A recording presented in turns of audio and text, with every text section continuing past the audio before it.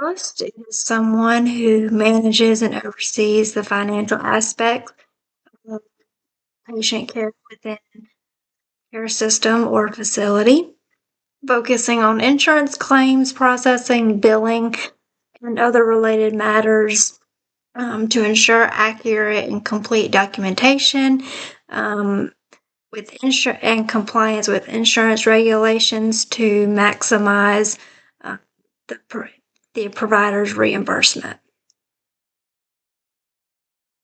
Now, there are several qualities that a insurance specialist needs to have. In my opinion, the main one being attention to detail, meaning it insurance specialist needs to be someone who uses meticulous and precise approaches when performing tasks. A second quality needs to be effective communication skills, such as active listening and excellent writing skills. Third quality is knowledge of coding systems, meaning that they need to keep up to date with current coding guidelines as well as any revisions to coding guidelines in the future, etc. A fourth skill is problem solving skills, meaning that this person needs to use analytical, critical, and creative thinking. And lastly, uh, a insurance specialist needs to have time management skills, meaning that they establish goals, prioritize their tasks, and meet deadlines. The scope of practice of a insurance specialist. First, we'll start with the definition. The definition of the professional. An insurance specialist interacts with patients to help clarify health insurance coverage and financial responsibility. They also process insurance claims. They appeal denied claims and analyze data. What are the qualifications that you need to have to become an insurance specialist? A few of the qualifications. First off, you need to graduate from a health insurance specialist program or equivalent. You need to have experience in the health insurance field or a related field. Excuse me.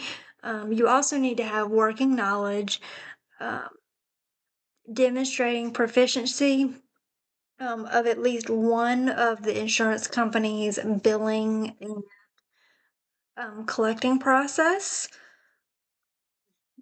Next, we'll move on to responsibilities. Some responsibilities of an insurance specialist.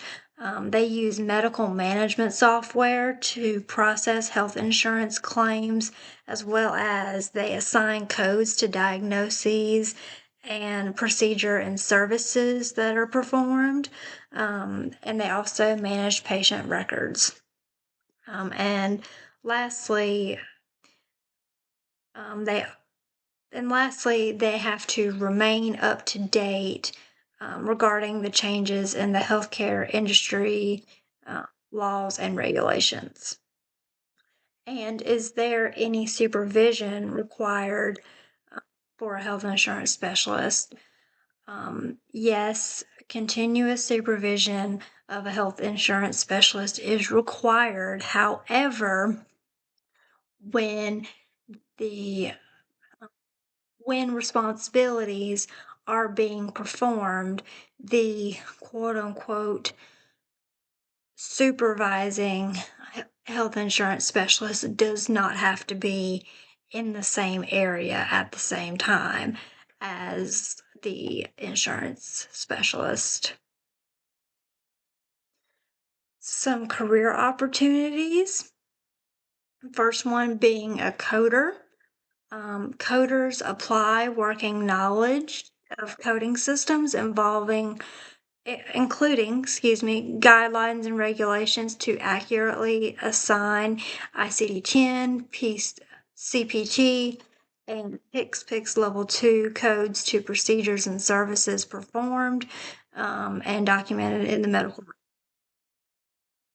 Second opportunity would be a reimbursement specialist. Now, these specialists review health related claims and match medical necessity to procedures and or services provided before payment is made to the provider.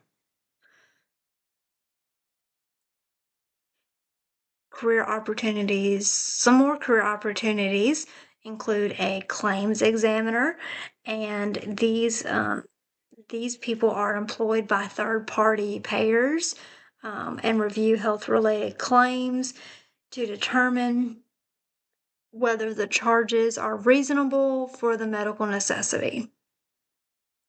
And lastly, health information technicians.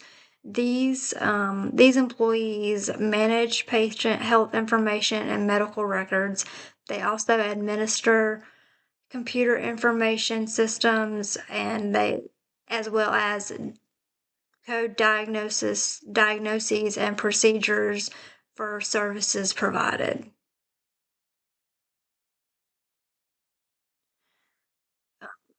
What are some education and training that is needed? First off, you need anatomy and physiology, medical terminology, pharmacology, and pathophysiology. I'm not sure if I'm pronouncing that correctly. And the reasons that you need these classes is especially the knowledge of anatomy and the structures and the functions of the body, um, along with medical terminology and the essentials of pharmacology will help you to better recognize abnormal conditions that are documented in the medical record. The second education and training is diagnosis and procedure service coding. And in this training, you will gives you a better understanding of the rules, conventions, and applications of the coding system. Ensures proper selection of codes, which are reported on insurance claims for reimbursement. This is important because if you put the wrong code, the provider could be reimbursed too much money or, God forbid, too little money. A third education and training that is needed is verbal and written communication. And this training is needed because insurance specialists have to explain complicated insurance concepts and regulations to patients, and they have to explain it. They have to explain them effectively to where the patient understands, but also it's not a foreign language to the patient. And they also have to effectively communicate with the providers regarding documentation and procedures to reduce coding and billing errors.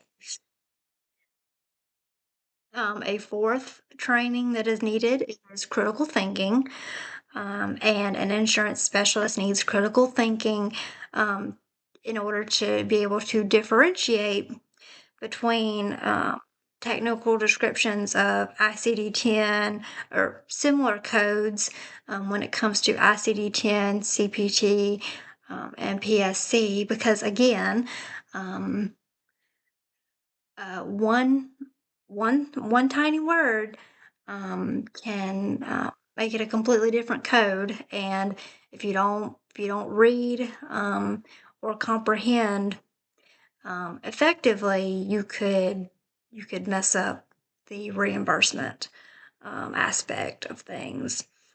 And fifth, we have data entry training, and an insurance specialist needs data entry training, especially nowadays since federal regulations require all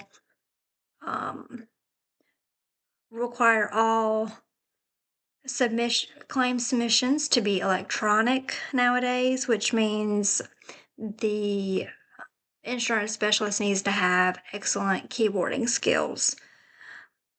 And lastly, the last training that is needed is internet access. And internet access training is needed because nowadays, again, with all the technology, there are many online resources or online information sources and resources as that provide access to medical references. A lot of the insurance company manuals are digital online, and you must be able to access procedure guidelines that are online. And lastly, we have student internship. The insurance specialists go through a student internship mainly for their benefit. Students will receive on the job experience prior to graduation. And the facilities actually benefit as well from this. The facilities benefit from the opportunity to participate in and improve the formal education process of these students. Um, and third, and the thing that I personally find interesting is quite often, students who complete internships, if the facility that they have their internship in has a job opening, quite often the student will be offered the job opening at the end of the internship.